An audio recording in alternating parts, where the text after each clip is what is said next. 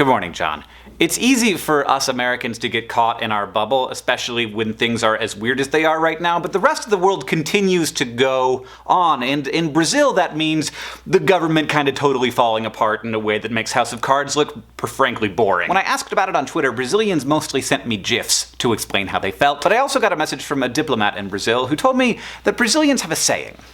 Brazil is not for beginners. But maybe by the end of this video you will no longer be a beginner, so let's go there. Brazil is a big country, 200 million people, as big as the UK, France, and Germany combined. It's also big enough to fit all of those countries inside of it, 3 times, at least. It's extremely ethnically and economically diverse, with a wide gap between the richest and the poorest. That economic gap also falls roughly on racial lines and also on political lines, with wealthy white people, mostly in big cities, being mostly conservative, and poor people of native or African descent being more liberal. Brazil has a diverse economy. They're the 9th largest producer of oil, the 2nd largest producer of beef, the 3rd largest producer of iron ore, and they have the world's 7th largest economy. From 1964 to 1985, they were ruled by a military dictatorship, and in a stunning turn of events, that military dictatorship had a lot of bribery and corruption in it. But in an actual, not sarcastic, stunning turn of events, Brazil managed to transfer from that military dictatorship to a democracy with relative ease and like sort of slowly and without very much violence. So it's worth remembering throughout this entire process that though Brazil seems very mature economically and politically, its government is only 30 years old. It's new, and they haven't been doing it for very long. It's pretty remarkable. There was plenty of economic and political badness in the 1980s and 90s, but thanks to a lot of hard work and China's insatiable appetite for iron ore and hamburgers, Brazil managed to get its economy on track, and it's become one of the great success stories of the developing world. Until the last couple of years. So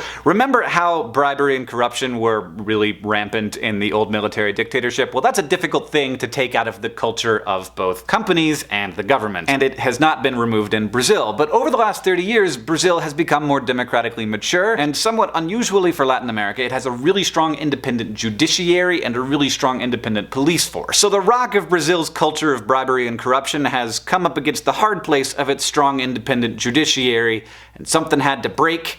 And it has. But before we get there, let's talk about Lula. Luiz Inácio Lula da Silva was in the 80s a revolutionary socialist who mostly worked against the military dictatorship as a union organizer. After the dictatorship transitioned to democracy, in a very weird, cool, long story that I don't have time to tell you, Lula emerged as a strong political figure and the head of the newly formed Workers' Party. And the Workers' Party wasn't able to gain much national traction until Lula became what some Brazilians called Lula Light. Still Lula, still for the people, still from the poorest part of the country, still representative of that soul of Brazil, but also willing to work inside of the system, also willing to help out big corporations, who are a big part of Brazil's economy and how Brazil works. After running and losing 3 times, Lula was elected in 2003 and remained president until 2011, during which time he presided over some truly remarkable achievements, including an extremely successful social program that basically paid poor families to send their children to school, a program that's credited with helping lift tens of millions of Brazilians out of poverty. Lula left office with an unprecedented 80% approval rating. His chief of staff, an economist who was once a guerrilla fighter against the military dictatorship and was captured by them and tortured,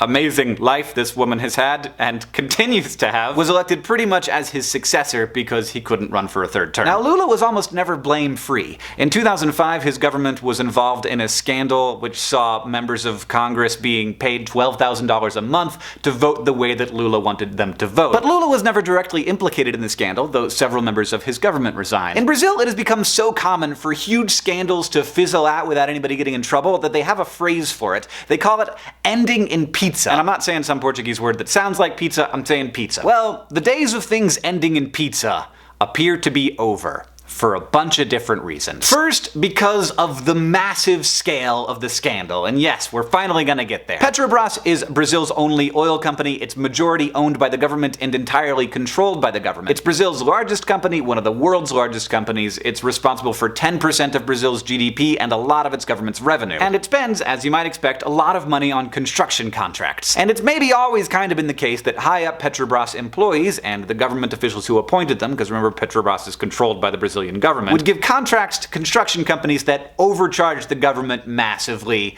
and the CEO of the construction company would pocket some of the difference, and some of the difference would come back to the politicians and the employees who, helped get them that contract. It's a very common corruption thing. We have it here in the US, we call it graft, but it's basically just a company bribing a politician for a lucrative contract. And as Petrobras grew under Lula, thanks mostly to the price of oil getting really high, the amount getting kicked back grew in as well to truly massive, massive proportions. It's the largest corruption scandal in the history of any democracy on earth. Billions of dollars. One guy has